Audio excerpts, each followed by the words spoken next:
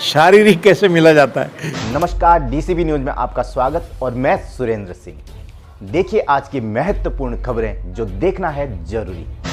नमस्कार, DCP news Uttarakhand में आप सभी का पुनः स्वागत है। मैं आपके साथ दीवान नौटियाल और इस वक्त मैं मौजूद हूँ चक्राता विधानसभा के सैया मंडल में। सैया मंडल अंतर्गत सामने बैनर आप देख सकते हैं, आलीशान बैनर लगा हुआ है।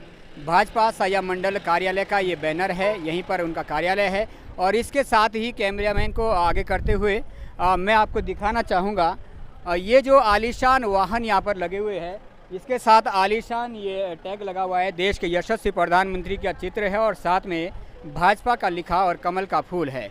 इससे साफ जाहिर होता है कि आगामी चुनाव के लिए भारतीय जनता पार्टी और संगठन ने कहीं ना कहीं कमर कस दी है। देखना ये होगा कि पिछले कई वर्षों से चक्राता विधानसभा में जो कमल सूखा पड़ा हुआ है उसको खिलाने में ये कार्यकर्ता, ये संगठन स्तर से पदाधिकारी जो आए हुए हैं कितने सफल हो पाते हैं। इसके लिए हमने कार्यकर्ताओं की प्रतिक्रिया भी जानने की कोशिश की है। मुख्य अध्यक्ष जो आज के थे उनसे भी प्रतिक्रिया जानने की कोशिश की है। आदित्य कोठारी जी यहाँ पर मौजूद थे, इसके अलावा जिलाध्यक्ष मौजूद थे और मंडल अध्यक्ष भी यहाँ पर मौजूद थे। देखना ये होगा कि क्या आगामी समय के लिए जिस तरीके से हमने यहाँ पर देखा है, जो युवा साथी पाठशाला में कभी हुड़दंग मचाते हुए नजर आते होंगे, वो भी यहाँ शांतिपूर्ण तरीके से वक्ताओं की बात सुनते नजर आए। ये पार्टी का अनुशासन दिखलाता है, लेकिन इसके साथ ही ये अनुशासन उस चुनावी दौर में कितना सफल हो पाएगा, इसके लिए हमने उनकी प्रतिक्रिया जानने की कोशिश की है। हमने कई सारे प्रश्न उनके सामने रखे हैं। आज ही प्रदेश सरकार के द्वारा नकल रोधी कानून को लेकर भी अपने सरकार की प्रशंसा कर रहे थे, जिसको लेकर अब देखना ये होगा कि उस नकल रोधी कानून का खौफ इतना है कि उसके बाद जस्ट जो पेपर होता है उसमें फिर प्रश्न चिन्ह उठते हैं। क्या यही नकल रोधी कानून का डर था, उसको लेकर प्रश्न किए गए हैं। इसके अलावा पार्टी के भीतर गुटबाजी को लेकर प्रश्न किए गए हैं। 2022 विधानसभा के प्रत्याशी रामशरण नौटियाल ने कहीं कटाक्ष किए हैं इनडायरेक्टली पार्टी के भीतर जो गुटबाजी 2022 में थी, पार्टी के विरोध जिन्होंने काम किया था उनका भी इनडायरेक्टली जिक्र किया है। अब आगे देखना ये होगा कि आज पूरे पांचों मंडलों के जो अध्यक्ष हैं वो यहाँ पर मौजूद थे, क्या उनके फिजिकली माध्यम से यहाँ पर मिले हैं या फिर दिल से दिल मिले हैं, ये तो आगामी चुनाव के नतीजे ही बता पाएंगे। लेकिन फिलहाल यहाँ पर पांचों जो है मंडल अध्यक्ष मौजूद थे और इसके अलावा 2022 के विधानसभा प्रत्याशी रामशरण नौटियाल जी भी मौजूद थे। क्या कुछ कहा पदाधिकारियों ने अपने संबोधन में और क्या कुछ रही उनकी प्रतिक्रिया आगामी रणनीति को लेकर, उसके लिए अधिक जानकारी के लिए सीधा ले चलते हैं आपको उन जो आज के मुख्य अतिथि के आदित्य कोठारी जी और जिलाध्यक्ष मीता सिंह जी और साथ में 2022 विधानसभा प्रत्याशी रामशरण नौटियाल जी की प्रतिक्रिया के ओर। तो आइए बने रहेगा डीसीपी न्यूज के साथ। मैं सहयोगी कैमरामैन शांति वर्मा के साथ दीवान नौटियाल, डीसीपी न्यूज सैया से। माननीय अध्यक्ष जी, आपके द्वारा आज ये चक्राता मंडल के अंतर्गत कार्यक्रम किया गया था, जिसमें क्या आपको लगता है इस तरीके के कार्यक्रम चक्राता विधानसभा जो कि अभी तक भाजपा से अछूती है, सूखा पड़ा हुआ है, यहाँ पे भी कमल खिलने का काम करेगा? अभी जो हमारा अभियान चल रहा है ये पार्टी की मजबूती और पार्टी के विस्तार के लिए है और यह अभियान पूरे देश भर में चल रहा है, हमारे उत्तराखंड के पूरे प्रदेश में चल रहा है। और इसमें हम मंडल की इकाई के बाद में शक्ति केंद्र की जो इकाई हमारी है और शक्ति केंद्र के बाद जो बूथों की इकाई है, बूथों से नीचे जो प्रत्येक पन्ने का प्रमुख और उसके बाद हम अप्रैल में पन्ना टोली के गठन का कार्यक्रम करेंगे। ये सारा संगठन के विस्तार के लिए, संगठन के मजबूती के लिए चल रहा है। इसी के साथ में जो उत्तराखंड सरकार के द्वारा आदरणीय मुख्यमंत्री पुष्कर सिंह धामी जी के द्वारा प्रतियोगी परीक्षाओं में जो कठोर नकल विरोधी कानून बनाया है, उसके संबंध में कल 15 मार्च को पूरे उत्तराखंड में जितने हमारे शहरी क्षेत्र हैं उनमें जुलूस प्रदर्शन निकालते हुए माननीय मुख्यमंत्री जी का, राज्य सरकार का धन्यवाद ज्ञापित करते हुए कल हम एक बड़ा कार्यक्रम करेंगे। और 23 मार्च को उत्तराखंड सरकार के गठन का 1 वर्ष पूर्ण हो रहा है, उसके संबंध में बहुत सारे कार्यक्रम तय किए गए हैं। भारतीय जनता पार्टी के जो संगठन तंत्र है वो 25 मार्च से 31 मार्च तक सरकार की उपलब्धियों को घर घर तक ले जाने का कार्यक्रम हमने तय किया है। तो सभी बूथों पर और सभी गांव स्तर पर ये जनसंपर्क के माध्यम से हम उपलब्धियों को घर घर तक पहुंचाएंगे। नकल रोधी कानून का आपने जिक्र किया है जी। मान्यवर नकल रोधी कानून के बाद जो लेटेस्ट नया पेपर हुआ उत्तराखंड में, उसी पर संशय पैदा हो गया है। 4 खंड निकाले गए, 4 भाग निकाले गए, लेकिन उसके जो प्रश्न उत्तरी है वो सभी एक क्रम में लिखी हुई है। क्या उस सख्त कानून का यही असर देखने को मिला? जो कमियां हैं, ये कमियां कोई एकदम अचानक की नहीं है। ये लंबे समय से जो गिरोह हैं जो षड्यंत्रकारी हैं, जो नकलची हैं, ये बहुत लंबे समय से उत्तराखंड में सक्रिय थे। आदरणीय मुख्यमंत्री पुष्कर सिंह धामी जी के द्वारा इनको रोकने का कठोर कदम उठाया गया है और मुझे लगता है इसका असर धीरे धीरे दिखेगा। हमारी नीयत साफ है, हमारी नीयत साफ है। एक महीने से बेरोजगार संघ के साथी, युवा साथी धरने पर बैठे हुए हैं। प्रदेश के मुख्यमंत्री है कि उनकी एक ही मांग है, सीबीआई जांच। आखिर क्या बुरा मांग रहे हो, क्यों सरकार पीछे हट रही है?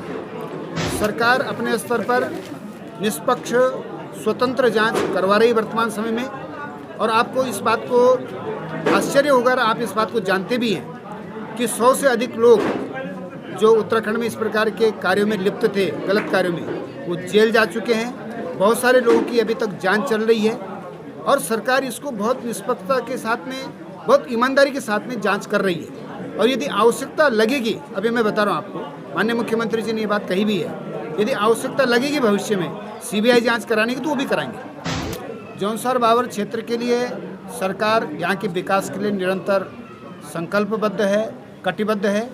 और भले ही यहाँ हम विधानसभा चुनाव में हारे हैं और बहुत कम अंतर से हम लोग हारे हैं, लेकिन सरकार की सारी योजनाएं इस क्षेत्र में लागू हैं। सरकार के माध्यम से बहुत सारे काम यहाँ पर किए जा रहे हैं और आगे भी करने की योजना है। देखिए, हमारे जो प्रत्याशी रहे हैं उनके द्वारा जो बातें की गई हैं उसका संज्ञान संगठन ने लिया है, पार्टी नेतृत्व ने लिया है। और देखिए, पार्टी तो अपने परिवार को बढ़ाने का प्रयास करती है। यदि कहीं पर कोई किसी प्रकार के समाधान निकालने की बात होगी तो संगठन स्तर पर उसका समाधान भी निकालेंगे। और नाराज़गी, देखिए चुनाव हारे तो नाराज़गी तो रहती है, कुछ लोगों द्वारा गड़बड़ी भी की गई होगी, उनको संगठन ने अपने स्तर पर उस पर विचार किया है। आज बूथ सशक्तिकरण अभियान भारतीय जनता पार्टी के द्वारा करवाया गया और इसके अंतर्गत ये यहाँ पर एक कार्यक्रम भी था आपका सैया में। क्या उम्मीद है जो संकल्प अभी पीछे 22 में पूरा नहीं हो पाया था वो आगे 2024 में पूरा करेंगे, जो रह गया वो 2024 में पूरा करेंगे। मान्यवर मुख्य अतिथि के तौर पर जो महोदय पहुंचे थे, हालांकि उनसे हमने नकलरोधी कानून पर प्रश्न भी किए थे, आपका उसके लिए स्पेशली आप संबोधन भी किए थे। वो कह रहे हैं कि अगर आवश्यकता पड़ेगी तो सीबीआई जांच भी कराएंगे। क्या अभी भी लगता है आपको कि आवश्यकता नहीं पड़ी है, कोई पेपर सक्षम हो नहीं रहा है फिर भी? देखिए, वैसे तो बात कुछ भी की जाए, जितनी चीज़ें आई है उन पे तो जांच आरंभ हुई, गिरफ्तारियां भी हुई है। और आगे उन्होंने एक तरह से ठीक ही कहा कि अगर आगे भी कोई ऐसी गड़बड़ पाई जाती है जो कि वर्तमान जांच से कवर नहीं होती है तो कोई सीबीआई जांच भी एक एजेंसी है जिसको कि गवर्नमेंट ने कहा है। मुख्यमंत्री वो अभी तक जो है खुले घूम रहे हैं, तो अभी तक किसी ऐसे बड़े मगरमच्छ पे कार्रवाई नहीं हुई है। बड़े मगरमच्छ तो अंदर हैं सारे। बेरोजगार साथी अभी तक धरनारत है, क्या कारण है कि अभी तक प्रदेश की सरकार उनको मना नहीं पाई है? देखिए, बेरोजगार संघ जो है वो एक मांग करता है, एक एसोसिएशन जो मांग करती है वो एक पक्ष है और सरकार एक पक्ष है। वो मांग करते हैं सरकार को सुनना है।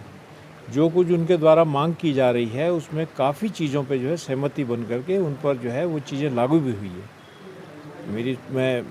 मेरी जानकारी में जितना है, एक हाईकोर्ट जज की देखरेख में जांच होगी, ये भी वहीं से बात आई थी। और सारी सूचियां जो है उस पर सोशल मीडिया पर डाली जाएगी, वो भी उनसे बात हुई थी। तो बहुत सारी चीज़ें उनके तरफ से आई तो वो पूरी हुई। लेकिन मांग तो मांग है, कितनी सरकार कर सकती है और कितनी नहीं कर सकती है तो सरकार को भी अपना एक व्यू देखना पड़ता है। देखिए, संसदीय क्षेत्र जो है वो इतना बड़ा है कि आप अंदाज़ा लगा सकते हैं कि मैं स्वयं एक असेंबली क्षेत्र में पूरे गांव में नहीं जा पाया, पूरे सब गांव में नहीं जा पाया मैं। और ऐसी 14 विधानसभाएं हैं टिहरी लोकसभा में। ऐसा नहीं है कि दिखती नहीं हो, दिखने वाली की भी इसकी भी एक परिभाषा अपने अपने एंगल से लिया जा सकती है। मेंबर ऑफ पार्लियामेंट का एक्चुअली पार्लियामेंट की ज़्यादा रिस्पॉन्सिबिलिटी होती है। और रही प्रत्याशी के चयन की बात, ये तो मेरे सोचने से भी बाहर की बात है। मेरा इसमें कोई ना तो दखल है, मैं समझता हूँ, ना मुझे पूछा जाएगा और ये हाईकमांड जो तय करेगी। जो कैंटोनमेंट बोर्ड एक बहुत ही छोटी यूनिट है नवीन चक्राता के सामने। जितनी नवीन चक्राता टाउनशिप का एरिया होने वाला है उसके सामने ये पूरा जो चक्राता कैंट है वो 10% भी नहीं है। ये बहुत ही छोटी वो गवर्नमेंट ऑफ इंडिया इस पर क्या निर्णय ले रही है।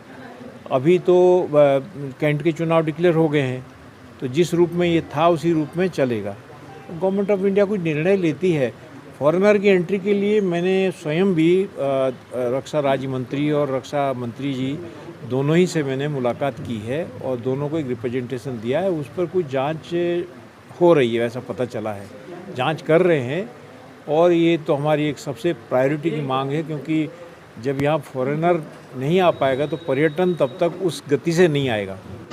चक्राता विधानसभा में युवाओं के द्वारा एक मुहिम आजकल चल रही है, बाहरी मुक्त जौनसार पावर। क्या नौटियाल साहब उस मुहिम का समर्थन करते हैं?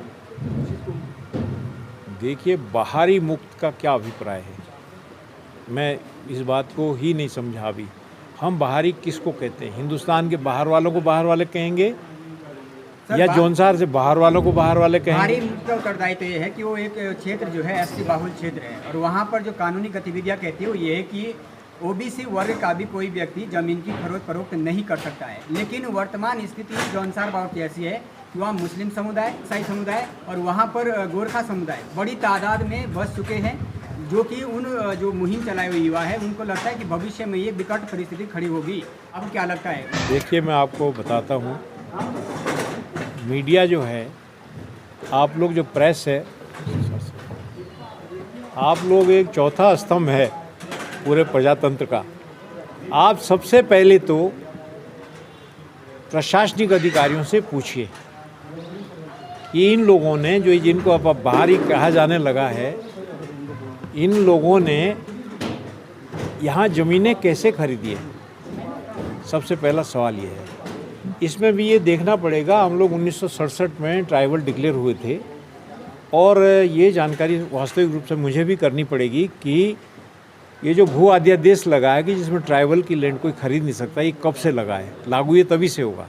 अगर उससे पहले किसी ने ज़मीन खरीद रखी है, ऐसे बहुत सारे लोग हैं जिन्हें मैं भी जानता हूँ, तो वो उस दायरे में नहीं आएगी। लेकिन उसके बाद जो खरीद फरोख्त हुई है, उसके लिए वो लोग दोषी हैं जिन लोगों ने ये उनको या तो सर्टिफिकेट दिए होंगे। ऐसा पता चला है कि कुछ लोगों को सर्टिफिकेट दिए गए हैं, यूनी क्षेत्र में सबसे ज़्यादा है। और जिन लोगों को ये कहा जाता है कि ये अपने वोट के लिए कर रहे हैं, उन लोगों का भी इंटरव्यू लीजिए, उन्हें क्या कहना है इस बारे में। अंतिम प्रश्न सर आपसे, आज पांचों जो क्या बोलते मंडल अध्यक्ष थे वो यहाँ एकत्र थे, क्या शारीरिक माध्यम से मिले हैं या दिल से दिल मिले हैं? शारीरिक कैसे मिला जाता है? जो ये मेरे समझ से बाहर है। सब हाथ मिलाए हैं, वो शारीरिक मिलना इतना ही होता है। जो हाथ मिलाए, लेकिन दिल के अंदर क्या बसा है वो तो कंफर्म नहीं। जब दिल में होता है, जब दिल से मिलते हैं तो हाथ मिलाए जाते हैं, नहीं तो आदमी बगल से निकल जाता है। तो सबसे मिले हैं, अच्छा मतभेद दूर हो जाएंगे। मेरे तरफ से किसी के प्रति कोई मतभेद नहीं है। मैं तो एक सीधी सादी बात जानता हूँ, और किसके मन में क्या है मैं उन्हें भी आग्रह करूँगा कि मन से सारी चीज़ निकाल दीजिए और साफ मन से भारतीय जनता पार्टी के लिए काम करें, मोदी जी की लीडरशिप में काम करें। Thank you. आगे के अपडेट के लिए बने रहें डीसीबी न्यूज़ के साथ। जय हिंद, जय भारत।